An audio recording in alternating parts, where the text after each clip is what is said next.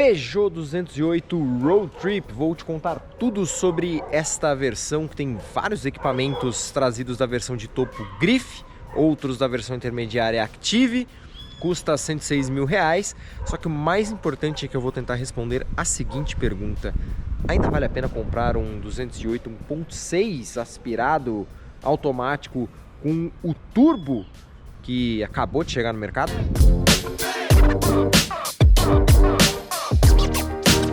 Para tentar te convencer de que ainda vale a pena ter esse Peugeotzão aqui com o velho motor 1.6 EC5 aspirado flex de 120 cavalos, esse carro aposta muito no custo-benefício, né? Ele custa R$106 mil, pelo menos no momento em que eu estou gravando esse vídeo.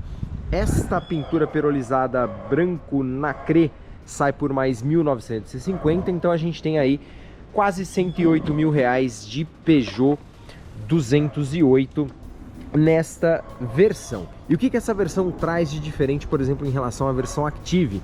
Faróis Full LED com projetor. Eu acho lindo esse conjunto óptico dianteiro com essas garras aqui de leão, esse DRL de LED, a grade com esse acabamento pontilhado cromado que a gente está vendo aqui. Traz também as rodas já diamantadas, né, de liga leve, são rodas aro 16, a gente está vendo aqui. Os pneus são Continental, modelo Contact, e a gente está vendo aqui as dimensões, ó, 195 por 55, aro 16, esses são os pneus do Peugeot 208 nessa versão. Tem alguns detalhes alusivos aqui à série Road Trip, né, como este adesivo que fica nas portas laterais dianteiras. As capas dos retrovisores vêm já em preto brilhante nessa versão. Ele tem teto panorâmico, a gente vai ver mais lá dentro como que fica, é bem legal. E outro badgezinho aqui, Road Trip, escrito também na coluna C do carro. De resto é o Peugeot 208 que a gente já conhece desta atual geração. É um hatch compacto, é um carro que tem dimensões relativamente pequenas. A gente vai colocar na descrição do vídeo todas as dimensões do carro, incluindo o entre-eixos, comprimento, altura, largura. Ele não é um carro alto, ele é um carro baixo, mesmo para padrões de hatches médios. Os ângulos dele também não são os mais generosos, a gente está vendo aqui, mas no rodar ali do dia a dia até que dá pra gente rodar tranquilo com ele. Vou falar mais sobre isso em movimento. Aqui na traseira do 208 Road Trip, um outro detalhe que a gente tem é esse spoiler em preto brilhante. A traseira é a que a gente já conhece. Uma coisa que me decepciona nos Peugeot 208 dessa geração é que essas lanternas, apesar de ter, né, esse efeito em 3D aqui, né, com essas três garras, elas são halógenas, não tem LED aqui nas lanternas, e elas têm esse aplique em preto brilhante que integra as duas lanternas, mas o detalhe exclusivo da versão Road Trip é mesmo o spoiler em preto brilhante. Aqui sensor de estacionamento traseiro, ele traz também câmera de ré, a câmera fica posicionada bem aqui, e isso eu vou falar lá dentro, não é uma boa posição para esta câmera de ré. Então, como eu falei, o 208 Road Trip vai tentar conquistar, principalmente pelo custo-benefício. Ele tem um grande pacote de equipamentos. Aqui fora eu já mostrei alguns, como os faróis Full LED, e ao mesmo tempo o motor 1.6 com câmbio automático. Mas será que isso é suficiente para justificar a compra dele e não do Peugeot 208 Turbo de 130 cavalos? Antes de a gente entrar na cabine do 208, deixa eu mostrar aqui o porta-malas deles. A abertura é manual. Esse carro é baixo, como eu falei para vocês, então a gente vê que a tampa do porta-malas não abre muito. E o porta-malas é um dos menores da categoria. A gente está falando de 265 litros no método VDA. A Peugeot vai dizer que tem mais de 300 litros, tá? Mas é aquela medição com sacos d'água que a Stellantis está adotando para todos os carros. Mas assim, o padrão VDA, que é o mais acurado, porque são blocos sólidos, ou seja, mostra mais como bagagens sólidas seriam realmente aplicadas aqui, 265 litros. Além disso, ele perde um pouquinho de litragem, porque ó, ficam aqui os elementos como o triângulo de sinalização e o kit para você trocar o pneu, isso rouba um pouquinho do espaço, mas pelo menos é todo forrado aqui o porta-malas do Peugeot 208. Aqui, se você abrir, tem o chicote de acesso para as lanternas traseiras, bem fácil o acesso. Do outro lado também tem. Aqui estamos vendo o veteraníssimo motor EC5 1.6, que é a antiga PSA, né, que pertence atualmente a Stellantis, já usa no mercado brasileiro há quase 25 anos. Em 2020, final de 2020, quando a atual geração do 208 foi lançada no Brasil, essa geração que a gente está vendo aqui, eu escrevi um artigo lá na Mob Auto contando a história desse motor, que na época já tinha 22 anos de uso. Então hoje a gente já pode dizer que ele está completando 25 anos de uso no mercado brasileiro. Vou colocar o link na descrição desse artigo para você ver a história desse motor. É um motor confiável, muita gente critica, mas eu acho um motor confiável. O nível de problema que esse motor dá não é muito grande. E se a gente pegar o ZA111 da Volkswagen, por exemplo, se a gente pegar os motores de torque da própria Fiat, esses Turbo 200 e Turbo 270 que a Fiat tem usado, enfim, esse motor não tem um nível de problemas, né, um índice de problemas tão grande quanto, ou maior, né, do que esses motores que eu mencionei. Então é um motor confiável, é uma mecânica robusta, e com muita peça de reposição no mercado. Enfim, é um motor que dá para comprar com segurança. Isso pode ser aí um apelo de compra desse carro aqui. O interessante é que na época que a Peugeot lançou esse carro, a gente está vendo que esse motor ele preenche praticamente todo o cofre. Então a PSA teve que fazer todo um trabalho de adaptação desse cofre para receber esse motor com a caixa automática de 6 marchas da Aisin, que está lá embaixo, porque esse cofre era preparado apenas para motores de 3 cilindros da família PureTech lá na Europa. Esse motor recebe motor 1.2 de 3 cilindros turbo lá na Europa, com deslocamento menor e obviamente muito mais compacto e leve que este motorzão EC5 aqui, que rende 120 cavalos de potência com etanol, 113 cavalos com gasolina, e o torque fica na casa aí de 15,4 e 15,7 kgfm de torque com gasolina ou etanol. Então, ou seja, ele até que não é tão menos potente do que o motor Turbo 200 de 130 cavalos e 120 cavalos, só que ele tem muito menos torque. São 5 kg a menos de torque aí praticamente, e além disso, o torque dele vem a rotações muito mais altas, né? Então, ou seja, ele é um motor menos elástico do que o motor Turbo 200, e isso vai se refletir no desempenho, que daqui a pouquinho a gente vai falar. Mas de qualquer forma é uma mecânica robusta, relativamente confiável. Então esse pode ser um apelo de compra aí para o Peugeotzão 208 1.6 automático. Consumo de combustível, eu vou falar lá dentro, mas aqui fala contra, viu? Porque esse motor aqui de econômico e eficiente em termos de consumo, ele não tem muita coisa. Vamos entrar agora na cabine do Peugeotzão 208. Uma coisa, por exemplo, que me incomoda nessa atual geração do 208 é o espaço traseiro, inclusive a abertura da porta. Olha como a porta traseira lateral ela é estreitinha, né? Você não tem muito espaço para entrar aqui, ou seja, não é um carro de apelo muito familiar. Aqui a gente já está vendo o acabamento do banco traseiro, enquanto os pássaros cantam aqui ao meu lado. Outra coisa que me incomoda é que o padrão de acabamento do Peugeot 208 sul-americano, ele é inferior ao do mesmo carro vendido na Europa. Aqui, por exemplo, ó, é tudo plástico rígido, não tem nenhum material suave ao toque, embora os encaixes a gente esteja vendo aqui sejam de boa qualidade. A gente tem até uma sanetinha aqui em cromo acetinado nesta versão. Aqui é a traseira do 208. Você vai observar também que não tem nem saída USB, nem saída difusor de ar aqui atrás, mas esta versão traz tapetinhos exclusivos da versão Road Trip.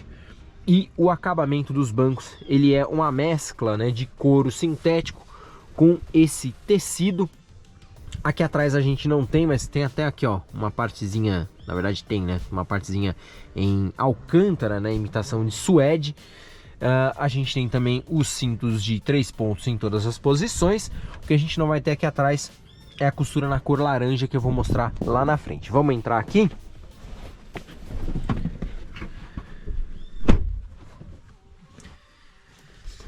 Esse banco está ajustado para mim, o banco do motorista, eu tenho 1,70 m de altura, quem me conhece de outros vídeos da Mob Alto já sabe, esse banco também. E o espaço que me sobra aqui, ó, é de um pouco mais de uma mão fechada para as pernas, né? Então, ou seja, o espaço interno desse carro não é dos mais generosos. Agora, olha a boa notícia, o tetão panorâmico, ele não é solar, tá? Ele não abre, o vidro tá o tempo inteiro fechado, mas você tem aqui a cortininha que você pode fechar manualmente ou abrir manualmente. Não dá para esperar uma abertura elétrica disso aqui num carro de 100 mil reais, mas o teto panorâmico tá aqui e é um charme deste carro. A questão desse teto panorâmico é que ele reduz um pouquinho o espaço para a cabeça, né? Não necessariamente aqui atrás, porque o teto já recua aqui, né? Depois do teto panorâmico você ainda consegue ter um vão para a cabeça, mas mesmo assim esse vão, ó, é de 4 dedos acima da minha cabeça, não é muita coisa. A gente tá vendo que o encosto é independente, olha só. Isso é uma boa notícia, mas é bom ajustá-lo, porque se ele ficar para baixo assim, ó, incomoda bastante as costas de quem senta. O espaço para os ombros aqui no Peugeot 208 também é bem interessante. Isso em relação a hatches compactos, né? Meus ombros estão bem ajustados, dá para dizer que 2 adultos conseguem trafegar aqui com certa tranquilidade em trajetos mais curtos. 3 adultos não, aqui no meio só vai uma criança mesmo. E olhe lá, o túnel central, vou mostrar aqui para vocês. Ele é bem elevado, ó, bem elevado mesmo. E isso aqui, esse porta-objetos invade aqui a posição de trás, então não dá para sentar ninguém além de uma criança aqui, ou o trajeto vai ser muito desconfortável. E também não tem apoio de braço central para se você quiser viajar em 4 pessoas. Aqui atrás também não tem revisteiro em nenhum dos bancos, mas tem alça de teto dos 2 lados, não tem ganchinho junto com eles. Vim agora para o banco do motorista, o tetão panorâmico aqui atrás de mim. Liguei o carro, que é para eu poder te mostrar algumas funções do carro e também para ligar um pouco do ar-condicionado, porque afinal de contas sou filho de Deus e não preciso passar tanto calor aqui dentro da cabine. Deixa eu te mostrar o que mais o 208 Road Trip tem a mais do que a versão Active. Ele tem um quadro de instrumentos tridimensional aqui, que é bem interessante visualmente.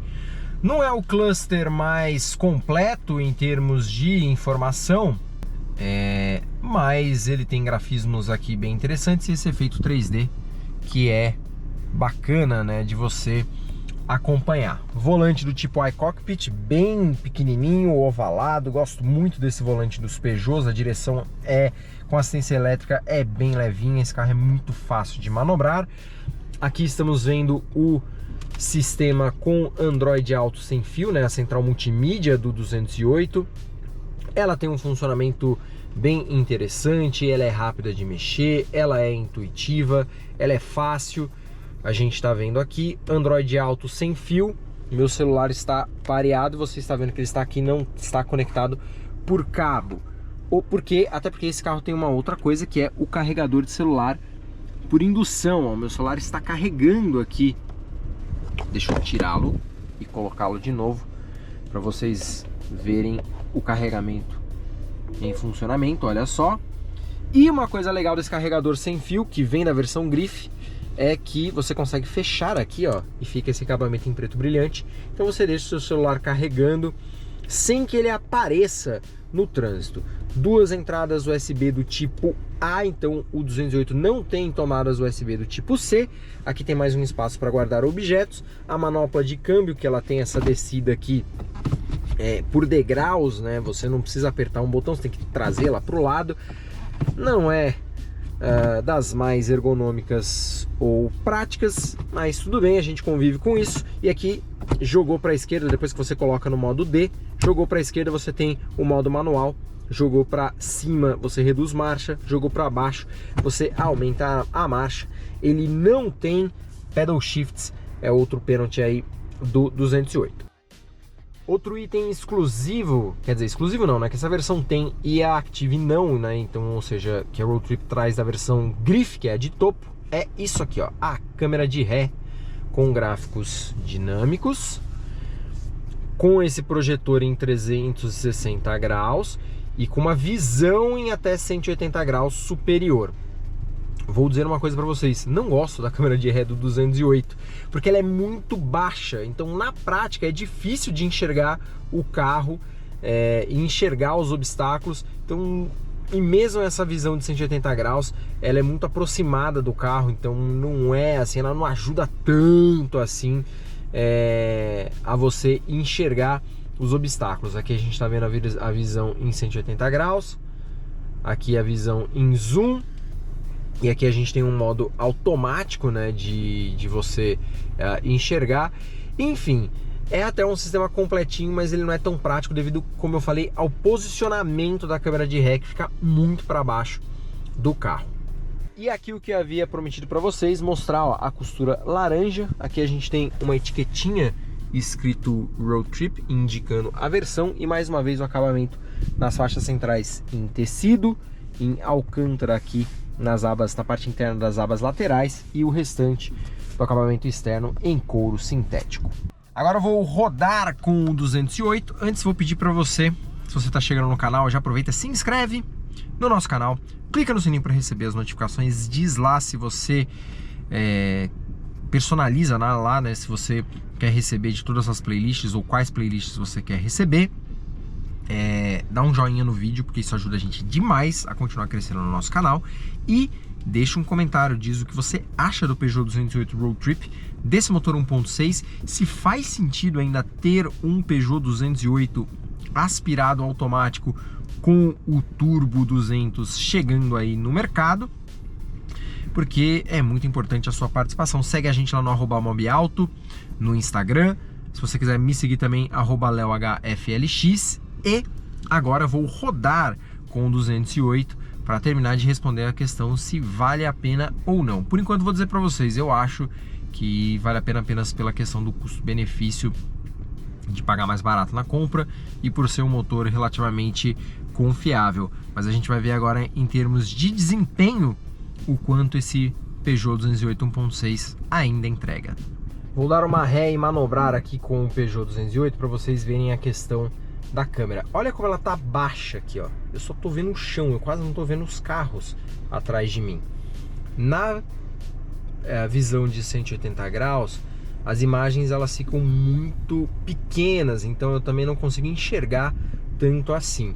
E na vista do zoom, ó, tá vendo? Eu também só tô vendo o chão aqui, então não me ajuda muito. Só vai me ajudar mais quando o carro já tá praticamente batendo, né, nos carros da frente. Olha só como a visão é baixa. Nesse sentido, o sensor de estacionamento acaba cumprindo um papel melhor para me ajudar a avisar quando tem um obstáculo pertinho do meu carro.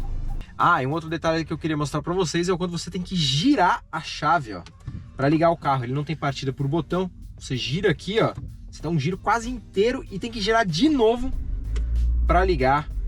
Isso me incomodou um pouquinho.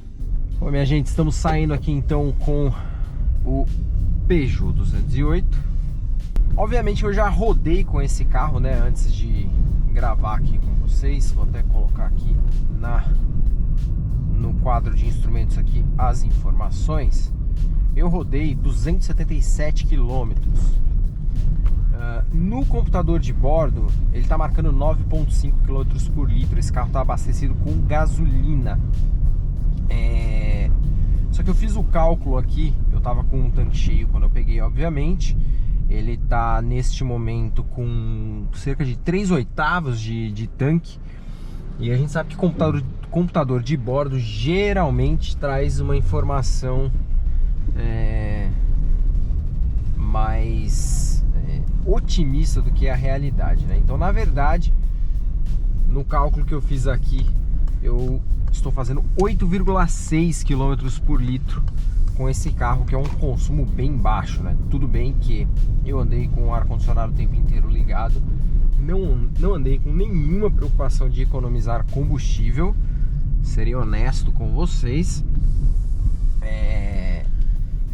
E segundo o Inmetro, esse carro é capaz de fazer aí mais de 11 km por litro com gasolina na cidade, se você tiver uma condução mais redondinha, o que não foi o caso. Ainda assim, considerei o consumo bem alto, porque realmente consumo de combustível não é o forte desse motor EC5, né? A gente sabe que é um motor beberrão, não é dos motores mais eficientes. Nesse sentido, o Peugeot Turbo com certeza é mais negócio. Bom, agora a gente vai pegar um trecho em subida aqui, que eu queria pegar para falar para vocês do desempenho, né? Porque já falei muito do motor. E o que acontece? Se eu falasse para vocês que esse motor é manco nesse carro, eu estaria exagerando, estaria mentindo. Não é. Mas falta, né? Falta principalmente torque e a rotações mais baixas, né? E falta aquela também, falta elasticidade mesmo para esse motor, né? Num geral, ele empurra, vai, mas, né? O carro demora às vezes um pouquinho para embalar, muito por conta do torque que está disponível aí, né? O pico de torque já ali nas suas 4.000 RPM, né? Então realmente ele demora um pouquinho. Ele tem 3 modos de condução, esse carro. Ele tem um modo normal, que é onde ele está ajustado neste momento. Ele tem um modo Eco e o modo Sport. E os dois você aciona aqui à esquerda do volante no painel. Então é só apertar o botãozinho Eco ou o botãozinho Sport. E se você quiser colocar no modo normal, você tem que apertar de novo no mesmo botão. E aí ele apaga a luz e fica, né, e entra no modo normal. E aí acho que isso explica também um pouco do consumo que eu consegui com esse carro. Eu detestei o modo Eco, não gostei porque o mapa do acelerador fica muito lento, né, muito letárgico. O carro demora muito para responder quando você pisa no acelerador. No modo normal ele já demora um pouquinho, as respostas já são um pouquinho lentas, mas é aceitável. Ou seja, o modo mais legal para dirigir, e isso eu estou falando no dia a dia, tá? Não estou falando para dirigir na estrada, não, estou falando no dia a dia. O modo mais legal é mesmo o modo Sport. Só que o modo Sport, a gente bem sabe que ele vai ficar ainda mais beberrão, né? Então, eu tenho usado mais o modo normal, mas a gente vê como ele demora um pouquinho para... Eu sinto aqui como ele demora um pouquinho para acelerar, enquanto para responder, né, aos meus comandos do acelerador quando eu piso no pedal. Então qual que é a sensação no geral, né? Porque a dinâmica do 208 é muito legal, assim. Esse carro é muito gostoso de dirigir, esse volantinho, né, é pequenininho, o iCockpit, a direção é bem precisa, ele é fácil de manobrar. Ele não é um carro que raspa muito em valeta. Então a gente vai passar agora por uma rua que tem vários desníveis daqui a pouquinho, e a gente vai ver como é um carro até relativamente confortável. A suspensão dele trabalha muito bem. É um carro competente, ele não é tão duro quanto um Onix, ele não raspa tanto quanto um Chevrolet Onix, por exemplo. Então é um carro que é ok para você usar no dia a dia. Não é perfeito como um SUV, né? Você não tem uma altura do solo como a do SUV, tem que tomar um pouco de cuidado, mas é ok. A gente está vendo agora nessa rua aqui, que é uma verdadeira colcha de retalhos, que o trabalho da suspensão também é bem honesto, né? Isso eu tô falando, óbvio, dentro das limitações que a gente já conhece desse segmento de hatches compactos do mercado brasileiro, né? Então eu sinto um pouco da transferência dos impactos aqui na cabine. Você acho que está sentindo isso junto comigo pela minha voz, que está ficando mais trêmula, mas não é uma pancada seca. A suspensão não é tão ruidosa. E a dinâmica desse carro é legal, ele faz curva muito bem. Essa plataforma, né, CMP do antigo grupo PSA é muito bem acertada. A posição de dirigir é muito agradável, o conforto dos bancos, etc. Então, enfim, eu falei tudo isso para dizer que esse carro é muito carro para pouco motor, né? Falta motor. Esse motor 1.6 realmente você sente que ele não tem aqui a sincronia, né, necessária para funcionar bem com esse carro. Funciona ok, mas falta aquela pimentinha, né, que o motor turbo certamente deu aí pro Peugeot 208 2024. Uma outra coisa legal que eu quero falar desse carro aqui é o retrovisor, né? O retrovisor interno dele, ele tem aqui essa função, você puxa aqui uma alcinha e ele traz o espelho mais para baixo para você olhar para as crianças aqui no banco de trás, e também até para cortar o ofuscamento que você venha a ter de algum carro com um farol alto ligado atrás de você momentaneamente. Estou passando aqui por uma rua de paralelepípedo. Dá para perceber realmente que o nível de conforto da suspensão é legal. O conforto acústico, né, isolamento acústico, está bem dentro do que a gente tem no segmento de compactos médios. Acho que não é o melhor, mas também não é o pior. O ruído do motor invade a cabine, mas não chega a incomodar. E no fim das contas, realmente, o que a gente sente é que falta um pouco de motor. Então, respondendo a pergunta lá do começo do vídeo, faz sentido ainda comprar esse carro com 1.6 automático com o turbo?